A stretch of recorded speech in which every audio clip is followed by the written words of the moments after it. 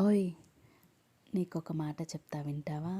ఈ చేపల పులుసు చూస్తుంటే అమ్మమ్మ చేసిన చేపల పులుసు చిన్నప్పుడు అమ్మమ్మ పక్కన పడుకొని అమ్మమ్మ కథ చెప్పవా కథ చెప్పవా అని విసిగిస్తుంటే ఒక కథ చెప్పేది. ఆ కథ గుర్తొచ్చింది చెప్తా వినే. ఉసిరికాయ అంత ఊళ్ళో మునక్కాయ అంత ముసలమ్మకి బంగాళదుంప అంత బంగారం ఉంది.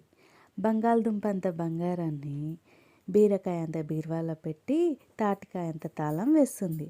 అది దొండకాయ అంత దొంగోడు చూసి తాటికాయ అంత తాళం పగలగొట్టి బంగాళదుంప అంత బంగారాన్ని ఎత్తుకుపోతాడు.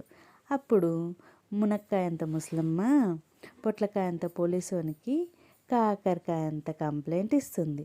అప్పుడు పొట్లకాయ అంత పోలీసు జీడికాయ అంత జీపు వేసుకొని లవంగా అంత లాఠీ తీసుకొని దొండకాయ అంత దొంగని జామకాయ అంత జైల్లో వేసి మునక్కాయ అంత ముసలమ్మకి బంగాళదుంప అంత బంగారాన్ని ఇచ్చేస్తాడు.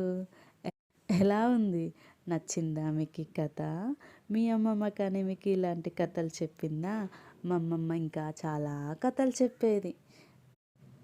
ఈ కథలో పడి చేసిన చేపల పులుసు మర్చిపోకండి.